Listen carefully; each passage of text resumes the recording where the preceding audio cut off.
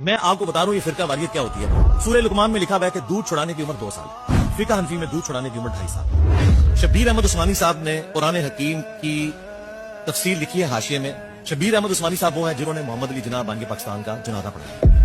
انہی کی نسبت سے تقی عثمانی صاحب کا نام عثمانی صاحب جوڑا ہے. ٹھیک, اتنی بڑی اوور سائڈ. انہوں نے سورہ لقمان کی تفسیر میں لکھا کہ قرآن میں تو لکھا ہے کہ 2 سال, لیکن امام حنیفہ اور حنفیوں کے نزدیک یہ عمر 2.5 سال. ہو سکتا ہے امام حنیفہ کے پاس بھی کوئی دلیل ہو.